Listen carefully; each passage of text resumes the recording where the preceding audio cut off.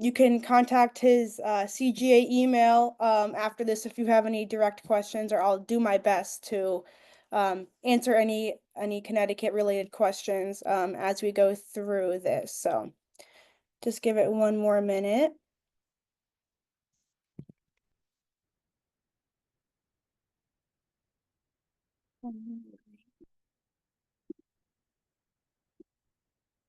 All right, we are recording. Thank you, Senna.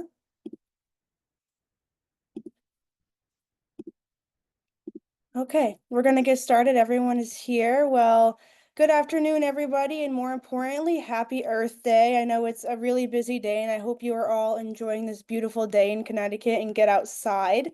My name is Juliana LaRue. I am a legislative organizer with the Sierra Club Connecticut. I also live in Rocky Hill. I want to welcome you all to an exciting conversation about the intersection of federal and state policies related to climate change and the environment. Now, we all can agree that climate change is real and that we are facing a crisis that needs an all hands on deck approach, and we do have that power to make the change in this world.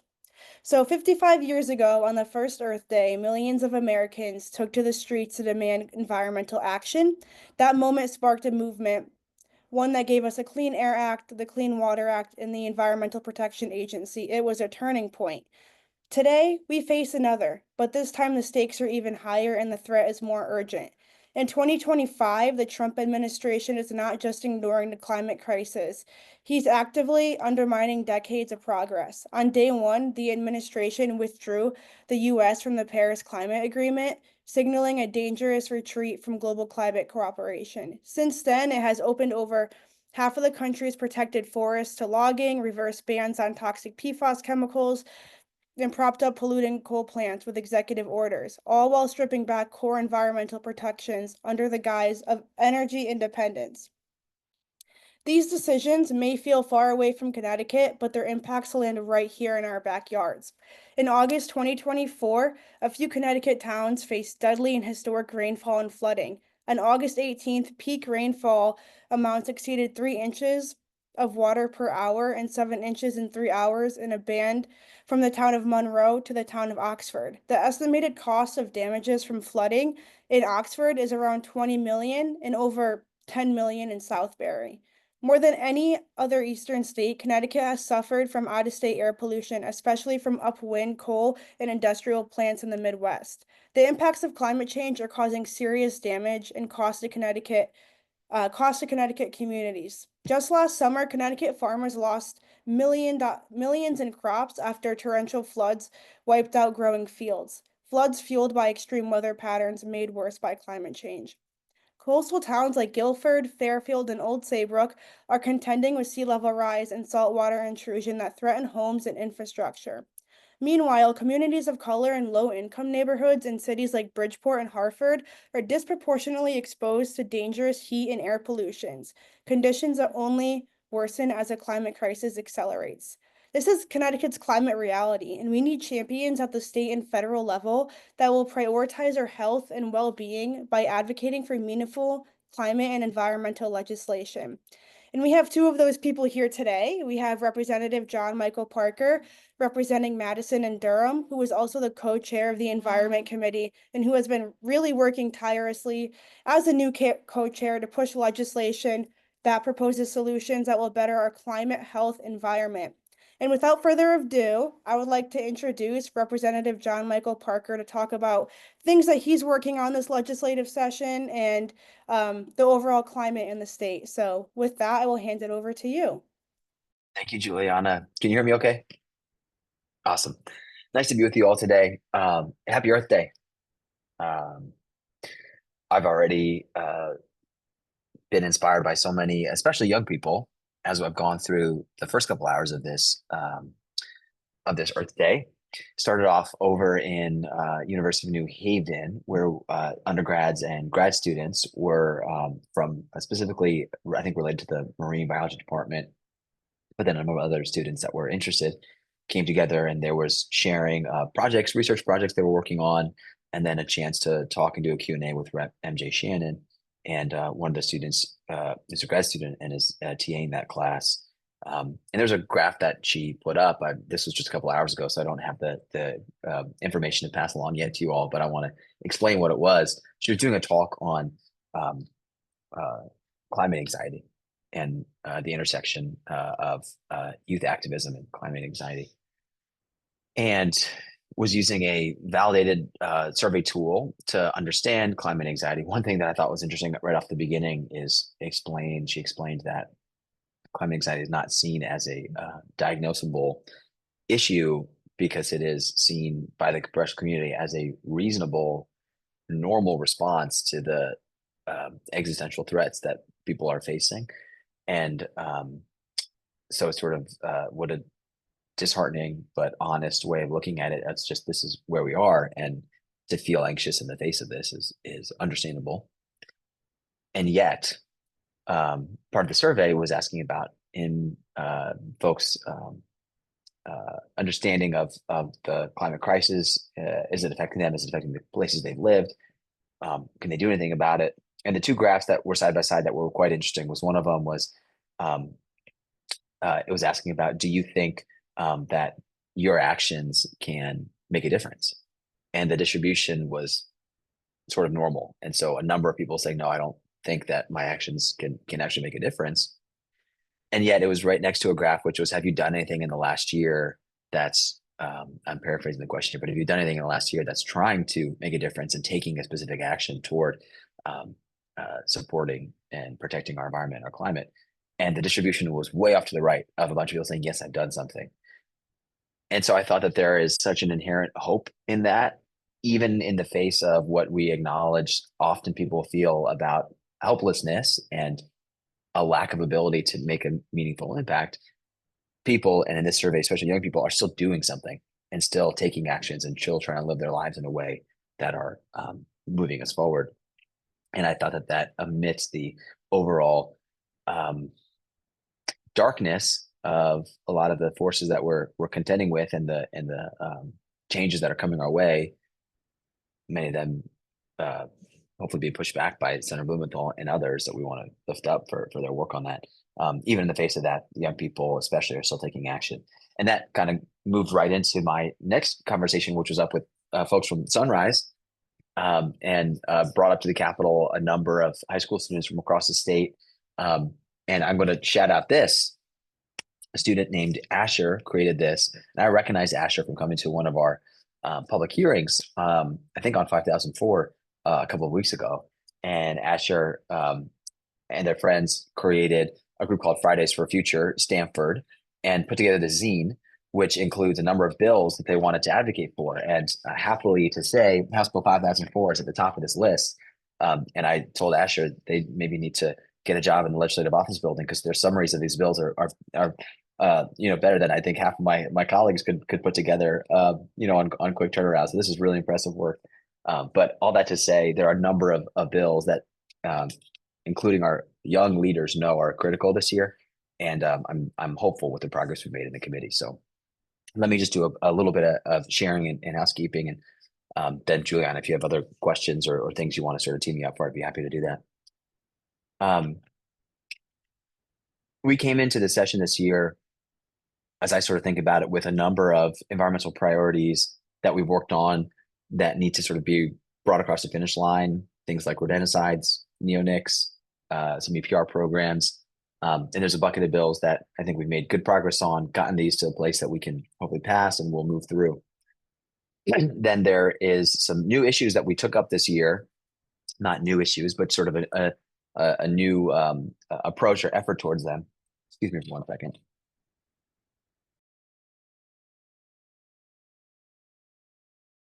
My 2-year-old, I think, has come home and now is making my wife and I cough a little bit. Then there's work that we did starting off this session with a joint informational hearing between the Environment Committee and the Energy and Technology Committee focused on waste and acknowledging, of course, the continued waste crisis that we're in and work that we need to do across EPR, thinking about plastics, which is a part of this, but then really our waste management bill that we've developed, which is trying to get funding into the system, which is trying to update our organics laws, support regional approaches, get some more money into the innovative projects happening through the Sustainable Materials Management Fund, um, and then get some more money through the tip fee assessment, um, so that we can make sure we're trying to support the system in terms of diversion and then more innovative and effective, efficient ways of dealing with our waste. So that's a bill that we're excited about. But all this, I think, leads to the sort of side by side priorities that the committee has taken on around 5004 and SB9. Both of these are bills that have long histories that were around in versions in previous years. And when we started this year, we in some ways said we're willing to go back to the drawing board and look at all of the ideas that we've talked about here and what are the priorities, what's doable right now in this current climate, what are the new issues we have to handle, what are the things that we might need to set aside. And between 5004, which is about target setting and planning and investing in clean energy and investing in the clean economy. And then SB9, which is about resilience and how are we dealing and supporting municipalities and the state and dealing day to day with the impacts of climate change. I think we've got a number of policies that work hand in hand nicely. And as a House and a Senate priority bill, have a good chance, we think, of moving forward this year. So we've done a lot of work on those bills. Um, I scrolled through. Sorry, I'm stuck on this cough drop too. I hope it's not too noisy. I'm taking sips of water over here, so thanks for bearing with me. But I scrolled through the participants list before, and obviously I see a number of friendly faces here, and names rather on the attendees list. So I know that many of you have joined a number of meetings like this before, are active through CTLCB and Sierra Club and you name it. So I don't need to probably take too much time going into the weeds on these bills. You've probably heard a lot about that and certainly can reach out more if you want to. I think maybe what I'll start to wrap up with by saying it's just in terms of where we're at in the process and what's going to be helpful going forward. Um, we are now sort of moving through the budget time, right, with the legislative committees starting to reconcile. We're not starting to, they've been for a while, but moving to the next step of reconciling with the governor's proposed budget and sort of setting the stage for a lot of the legislative issues that we'll get to work on over the next month and a half. So there's a lot of action happening soon. I think once we get through the end of April and we're into May and we're starting session days, our hope is to get 5004 and SB9 called early. To do that, we're making sure these bills are in a tight place and have amendments filed, have reasonable fiscal notes, have sort of negotiated some of the issues that might be around them, and are really trying to bring together House and Senate and Democrats and Republicans um, to move these bills forward in a way that's going to be reasonable and workable. I would say from the advocates, from you all that are here listening and wanting to know how you can help, I'd say as always, continuing to express to your legislators who represent you that these are priorities of yours, that you're interested and want to support these, that and try to get them to commit to voting for these bills. That's incredibly helpful. Um, I would say at this point, there's a couple of issues that we're still working on and engaging with advocates and industry folks on, and people being working quickly with us to try to get resolution on those has been very helpful. And we're almost at the point of I think tying a bow on these bills really and having final amendments filed and ready to go. And I want to thank everyone that's on this call and otherwise that has helped with the process to get to this point of getting the policies there. But I think going forward, it's sort of like we should, and I feel grateful for Juliana and so many other leaders that keep in touch with me, and we can sort of coordinate on these activities. I would say, when we get into May, we'll have a better sense of what the possible timeline would look like and what specifically would be helpful in terms of a big outreach and push that you all can make. But I just want to, close by reiterating sort of the most important thing with all this is building a relationship with your legislator, the person that's elected to serve you, whose job it is to listen to you, spend time hearing from you and trying to fight for your priorities. And letting those folks know that this work matters, that 5004 and SB9, I think really as partner bills are critical. And then if we can move those forward, I think it gives us a big step in our agenda and create space for a lot of the other stuff that we want to keep working on this year and into the future. So I'll pause there for a second, Julian. Are there anything that I didn't hit that you want to tee up or prompt, or if there were questions that were shared in the chat, I'd be happy to try to answer those for the next couple of minutes. Yeah, we can. I think Senator Blumenthal is waiting to be let in just a minute, but we do have Wonderful. Then I can also get out of the way too. yeah, we do have a few questions. One is on Senate Bill 9, and the status of the neonics and rodenticide portion of Senate Bill 9, and why not keep them separated? a great question that we're getting a lot of. Um, I would say it gets into the way that we're trying to create some deals and bring some folks together to get a number of policies passed and maybe punch a little bit above our weight class here in terms of the number of issues we want to get through because we've got a pretty full environmental agenda and we don't want to give up on that. So connecting some of these bills together, I think could offer a chance to have them move. Yes, there is a little bit of a discrepancy in terms of on the rodenticides issue, the House bill that we passed out, and then also the version that's in SB9.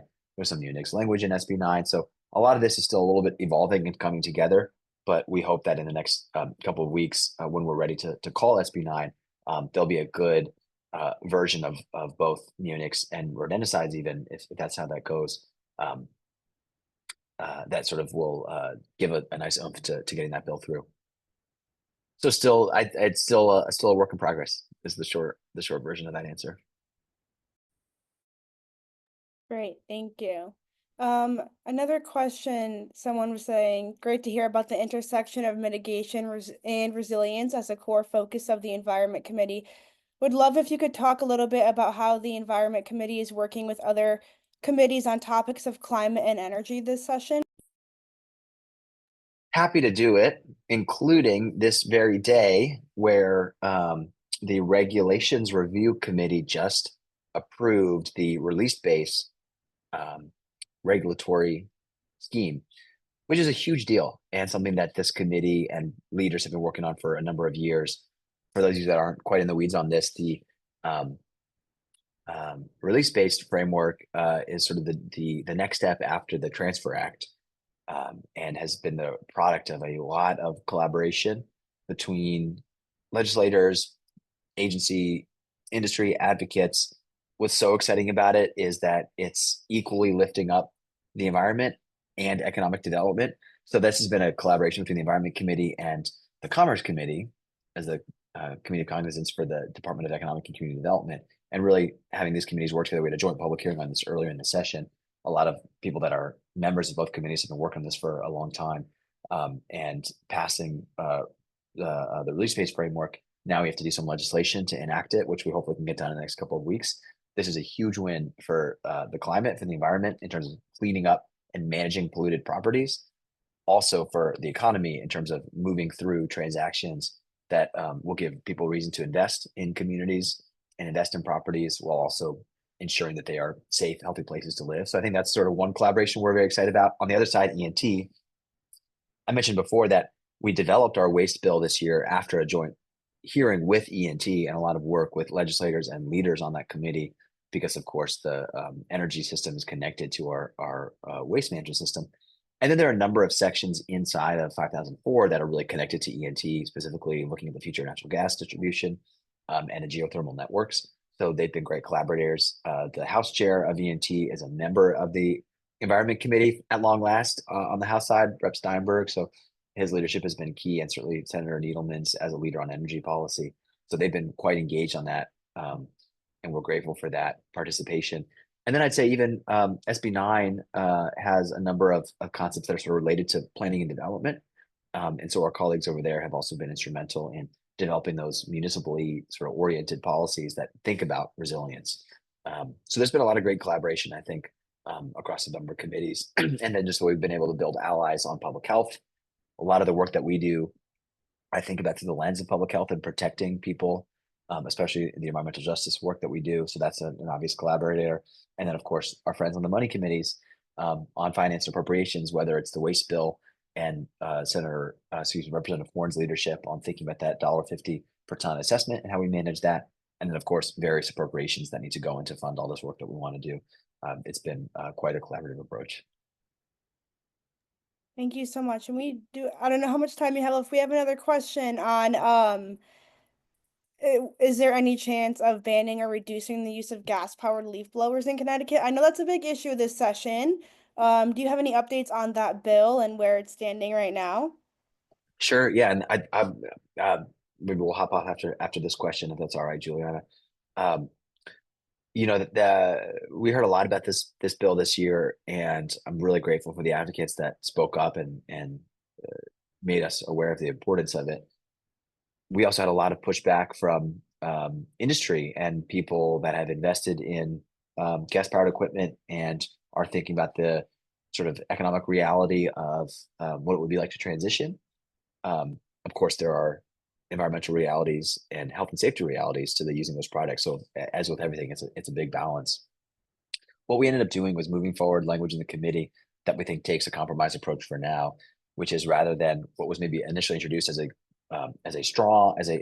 very strong first step in terms of banning them completely on a fast timeline. We said let's kind of take a little bit of a breath here and see if we can develop this policy and prove that the market for uh, uh, battery powered equipment is there in state agencies.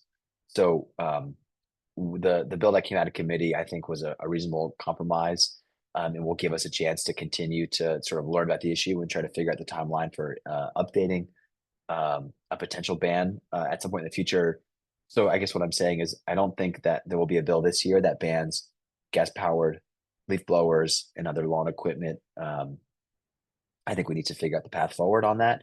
But there's been some really good, I think, collaborative work on trying to figure that out. A number of leaders and members of our committee, I think of Rep. Arzano, who's especially a leader on this, has been so helpful in the negotiations and sort of figuring out what's possible next, and continuing to develop the data and the backing for moving this policy along.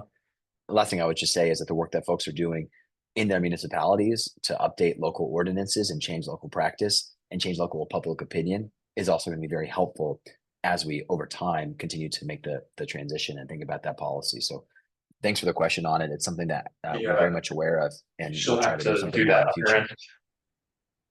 And I Okay, think we have a United States Senator in our midst now. we do. Thank you for answering a few questions, Rep. Parker. We're gonna have Senator Blumenthal. Sorry about the technical difficulties. Do you want to introduce him, Rep. Parker, before we move on?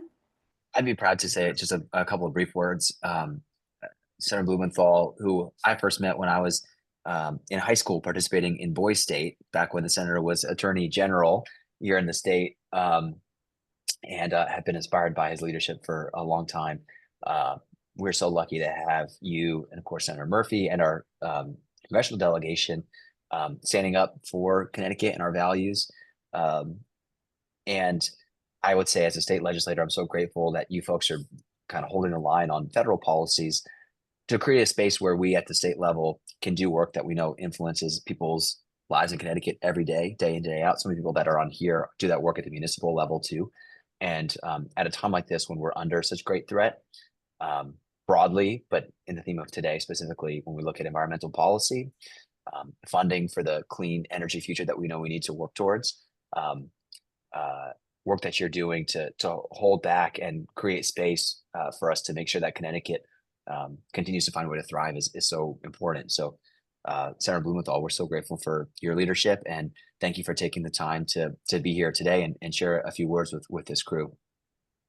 You, John Michael. I've known John Michael for a number of years, very much admire the work that he is doing on environmental causes and on other issues so important to the future of Connecticut. And he has the kind of courage and conviction that we need in our state legislatures now more than ever because of the dearth of leadership and commitment that we find at the national level. State legislatures and leaders like John Michael, Representative Parker are going to be more important than ever. And I've known his grit and guts because I saw him run for the state legislature, lose in a very close election, and then come back and win. And he has been a real winner, not just politically, but as a matter of policy as well since then. So I'm really glad to be on with him, and just to say a big thank you to all of our state legislators who are at the forefront of environmental protection.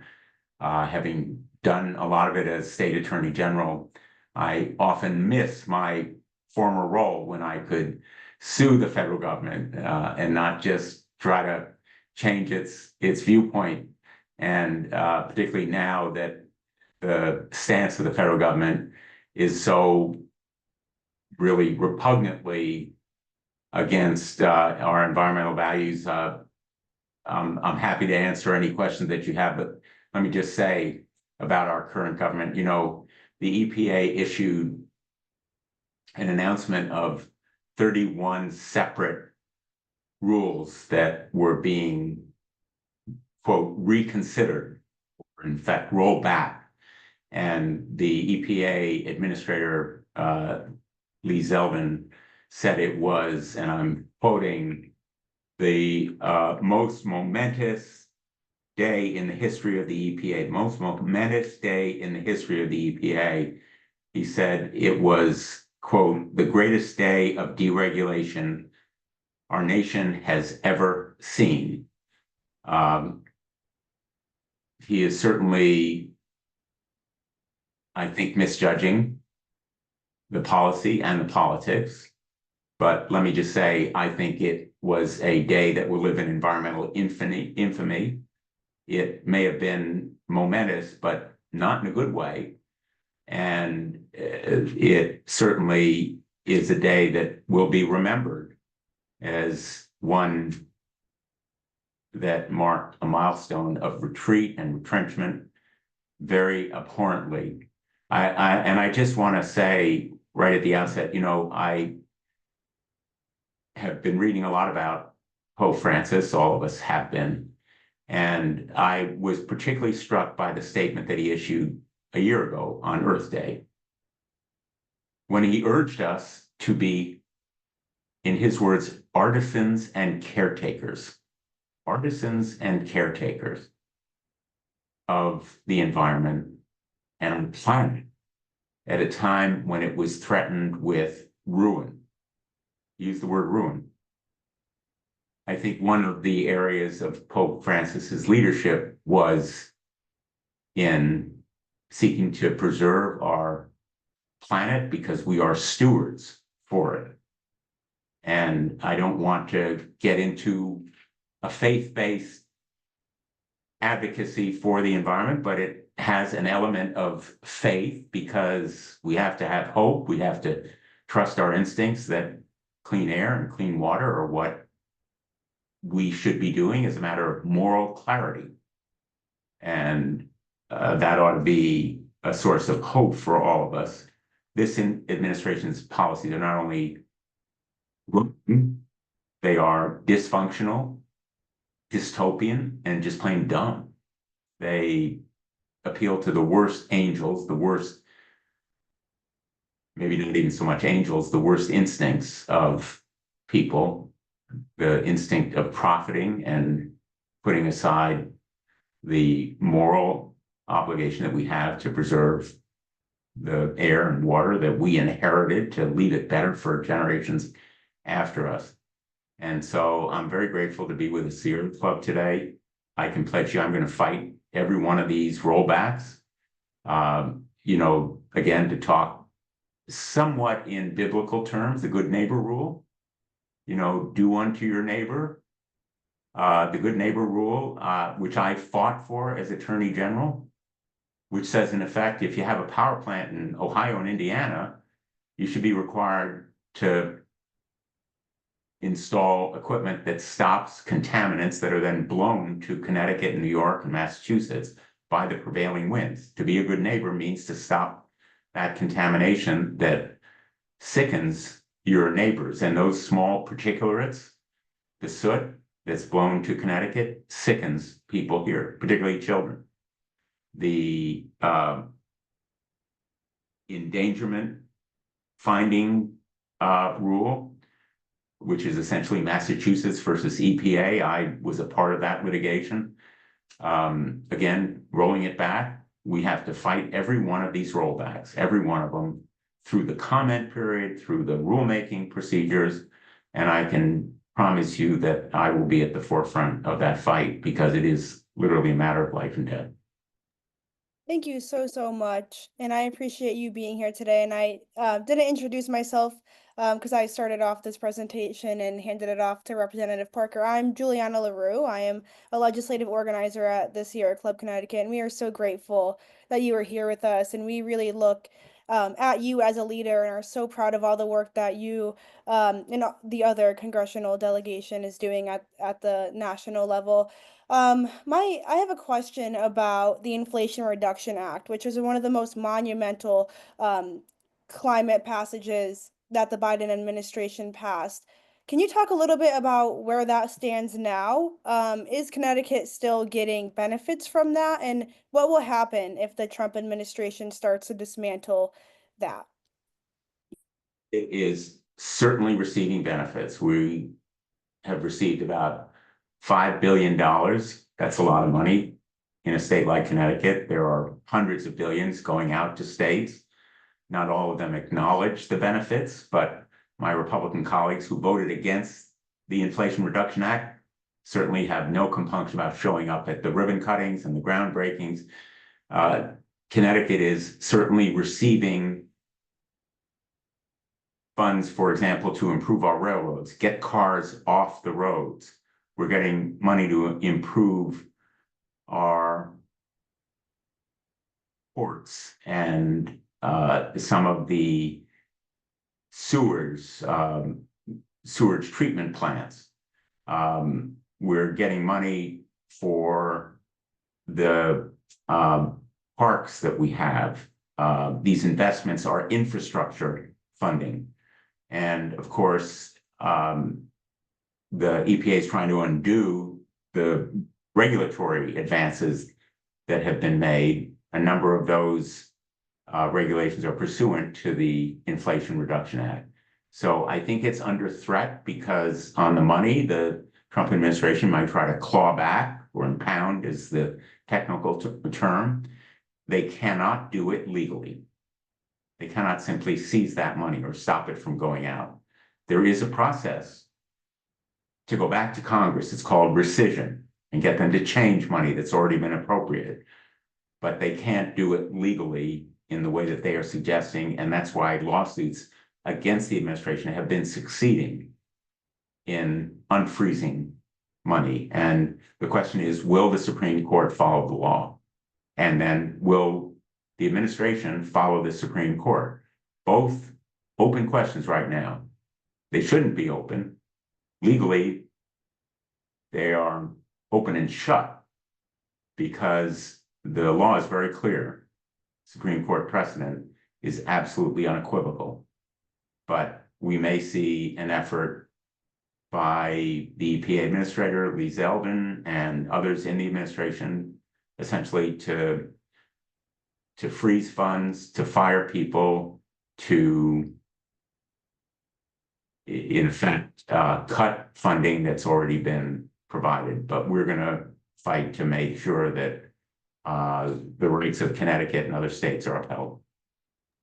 Thank you. I know a lot of Connecticut citizens are worried about the Inflation Reduction Act because they get so many benefits of it, and energy efficiency is so important in fighting the climate crisis that we're facing here. And I really appreciate you talking about um, funding and losing money because someone had asked the questions about public lands and thanking you for your support on public lands. And they were wondering what can be done to ensure that protections remain in place and our wilderness lands are not sacrificed. Think the most important tool we have is public advocacy and mobilization of public opinion. In Connecticut, and I think all around the country, people really have come to appreciate the environment and the fight for clean air and clear water. They may have been somewhat oblivious to it a couple of decades ago. They may have been persuaded that somehow it was inhibiting economic progress, but in fact, good economic stewardship, good environmental stewardship is also good economic policy.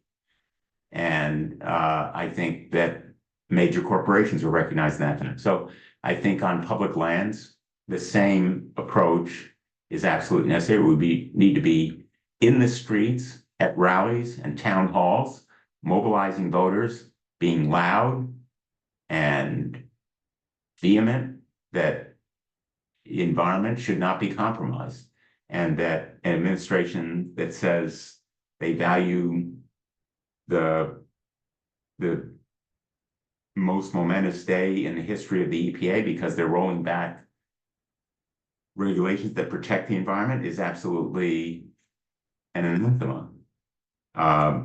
The administrator of the EPA, Lee Zeldin, said that the endangerment funding rule was, in quotes, the holy grail of climate change religion. Well, it's an important principle.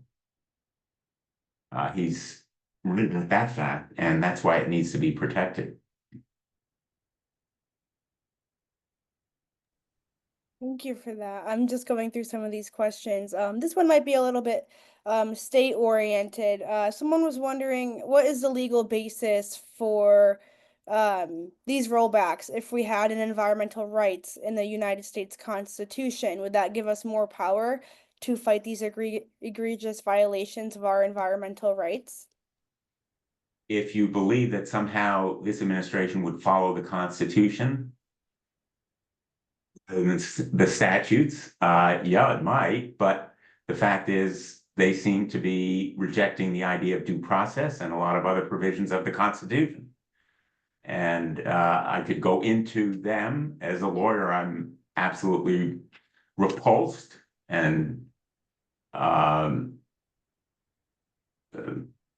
offended by the administration's lack of respect for the rule of law. But I think we have statutes on the books that we should insist be enforced. We should not give them a pass and say, well, we need to have a constitutional amendment. And the blunt fact is, we're not going to get a constitutional amendment in this Congress. It's controlled by Republicans. They have a majority in the House. They have a majority in the Senate. They've been cowed by Donald Trump. The Republican Party in elected positions has become the Trump cult. They are intimidated by the threat of potential primaries against them funded by Elon Musk. And Elon Musk has been given free rein to freeze funds, fire people, cut resources, including at the EPA, where I think up to half of its personnel are going to be fired. There can't be effective enforcement if you don't have the scientists and the technicians and the lawyers and all of the advocates in the administration. If you fire half the staff, the EPA will become a shell or shadow of itself. And that's what they intend on doing. Yeah, thank you for that. I appreciate that. And following up on that, the freezing of federal funds, that is coming up a lot because it's happening. Is there anything happening now that is impacting Connecticut? Any funds that Connecticut was supposed to get, are there any that are frozen that you're fighting for, specifically on the environment? They're trying to freeze some of the grants. I'm hearing from nonprofit organizations that were hopeful about getting grants that the check is in the mail, when in fact there is no check and nothing's in the mail. So I think the freezing of funds without an outright clawing back is an ongoing problem. And the governor has assured people that the federal funds that are due to the state will be provided for a number of the construction projects underway. But we need to be very vigilant and vigorous in making sure that those funds are actually released because they're playing games. Literally, the administration is playing games. And we're being provided with no really reliable or current information. They're hiding the ball. They're concealing what's happening. And it's a little bit like they're seizing students on campuses. People don't know about it until after it's happened. Yeah, I appreciate that. And I know you are fighting, I believe Connecticut had some funds frozen on cleanups in the Naugatuck Valley region, and I appreciate your support and your fight on that. It's really important to make sure that brownfields are being funded to be cleaned up. So I appreciate your work on that. Another question, kind of shifting the ball here, is on environmental justice and DEI. Someone had asked, what is the legality of environmental justice and DEI rollbacks? What is Congress doing about this? Oh, I I don't really understand what the meaning of DEI is. Diversity, equity, and inclusion. They seem so fundamental to the United States of America. We're a diverse nation. We're a nation of immigrants. Our diversity is our strength. Equity is what we should be seeking in the United States. Fairness, justice, and inclusion is about what happens in our school every day. Our schools in Connecticut look like America, different races, different religions, different national backgrounds, and the idea that somehow we would segregate or exclude people seems antithetical to the American dream. So what are we doing? I am trying to push back at every opportunity on this false narrative. It is an absolutely dumb idea. You know, I told my kids that they should never use the word dumb. And I sometimes say to people, I'm going to use a four-letter word that I told my kids never to use. These policies are dumb, but they're also cruel. And so we're trying to push back as best we can in hearings. I've held a shadow hearing of the Veterans Affairs Committee. I'm the ranking member on the VA committee. And we're trying to have witnesses or people come to tell us what the firings of the VA staff and workforce have meant to them as veterans, not just as caregivers, because they are the surgeons, the nurses, the counselors, the schedulers, all the people who make the VA facility in West Haven and in Newington work. And we're trying to push back by raising these issues, raising their profile and visibility publicly. We're also trying to stop legislation that would remove these regulations. And whether it's going to court, which we have supported through briefs that we filed, or measures in the Congress, in the Senate, they need 60 votes to pass new legislation that would constrict environmental statutes. So we need to fight the regulations in the comment period and so forth. I'm going to be making sure that my colleagues and I make our voices heard. As I mentioned before, our tools are limited because we are in the minority. Hopefully, coming into this election, I know we're not going to talk partisan politics in the Sierra Club, but be engaged for candidates of either party. You know, the irony is environmental enforcement used to be a bipartisan issue. And, the great conservationists at the beginning of the movement were Republicans. So it's a really tragic and sad irony that now it has become so polarized. But support candidates on both sides of the aisle, and these elections will be here before you know it. And if we can change some of the composition in the Congress, it will be very important. And so that's another area where we're going to be pushing back very hard. Thank you for that. And just to add, Sierra Club understands the intersection of diversity, equity, and inclusion with environmental justice, with Connecticut having some of the highest asthma rates in the country, and most of them being in low income areas of color. We are working on passing legislation in the state that makes sure that environmental justice communities are being added into the conversation when we are passing environmental legislation. So I really appreciate that. And you were talking about nonpartisanship and bipartisanship. Someone actually asked a really great question on that and said at some point the Democrats will be back in charge. What changes will the Democrats make to our democracy to ensure that our democracy is strengthened so things that are happening now don't happen in the future? It's a great question. You know, at the end of the day, I've always thought one of the great, maybe it's the greatest right that we have in making change is the vote. And right now, voting rights are threatened. There's suppression of voting in many parts of the country, in many states.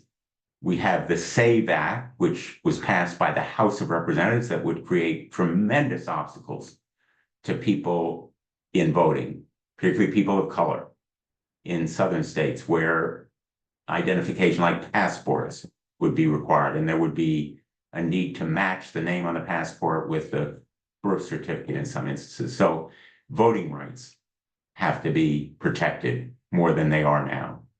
But obviously, that is key to environmental reform as well, because we need to vote for people who are on the right side of history and the right side of environmental issues. And so I think that stronger protections for clean water and clean air, particularly in energy production.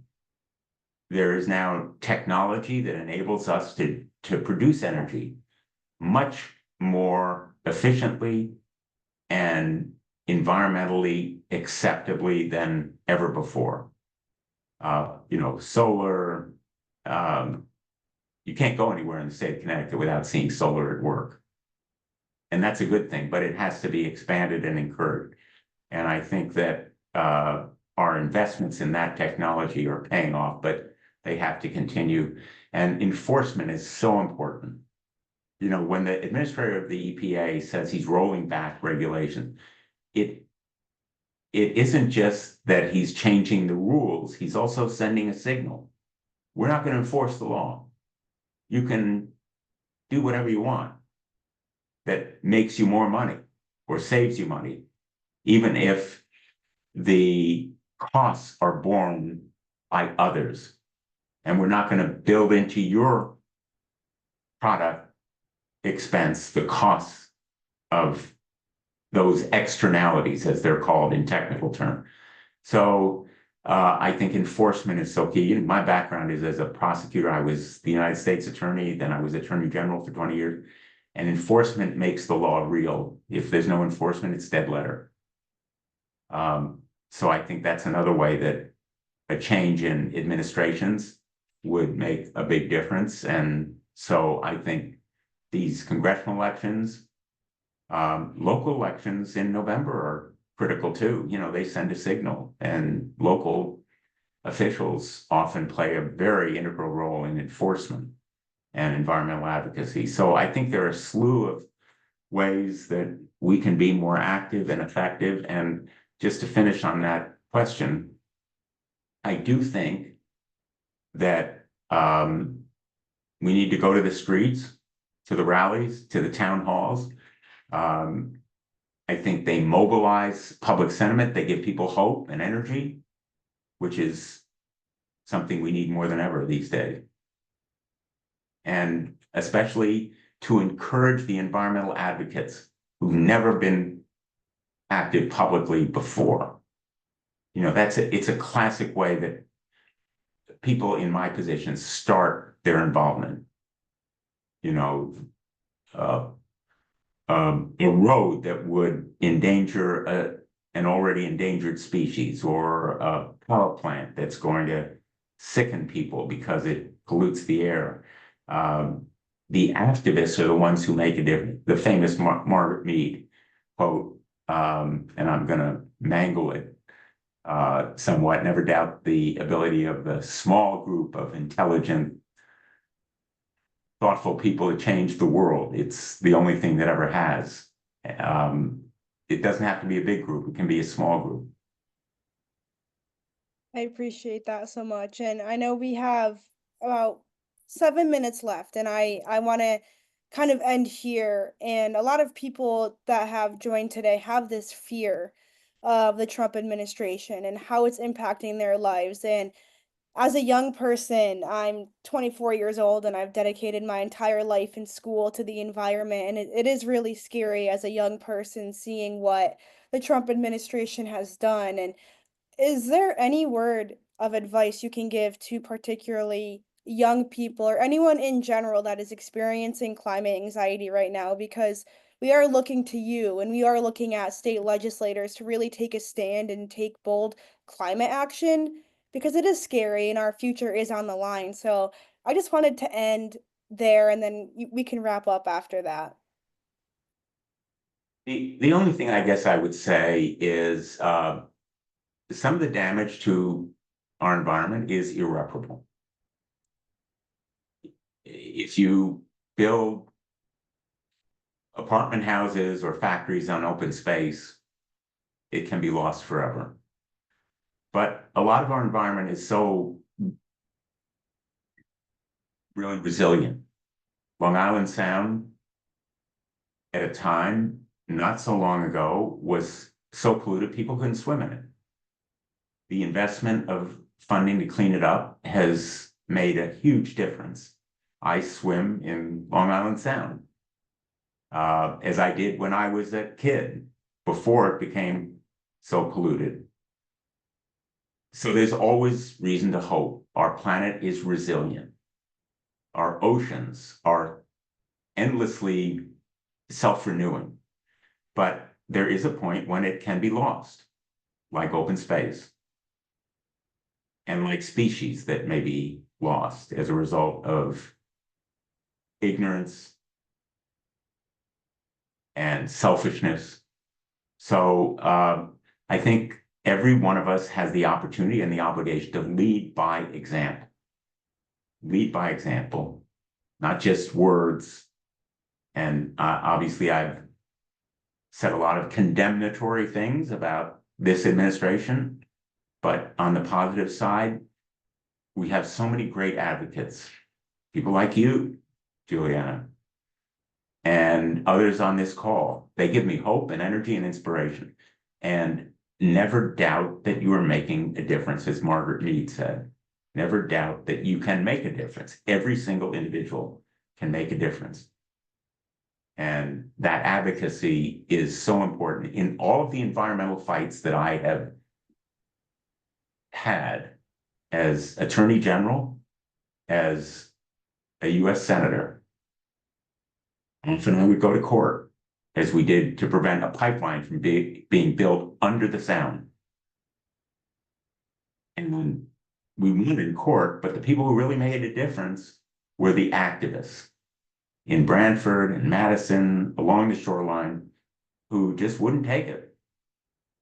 And so people can really make a difference, even in a hostile administration. We still have state legislatures, we have governors, we have local officials. There are lots of ways to be involved and to make a difference. And in groups like the Sierra Club, which has done so much great work and has such a storied history of effective action to protect the environment. Thank you all for having me today. Thank you so much. And I just want to end with our appreciation for you and everything that you've done for the environment. I know that one of our allies is the League of Conservation Voters, and we know that you scored 100% on their scorecard. So you have a perfect report card on our end, and we're so proud of all the work that you're doing. And if there's anything you need from us, Sierra Club is always here, and we're always fighting. And I just really appreciate you being here and speaking words of hope to all of us in Connecticut. And I hope you all have a great rest of your Earth Day and get outside on this beautiful day. Thank you Beautiful all. day. Happy Earth Day. Happy Thank Earth Day, you. everybody. Thank you.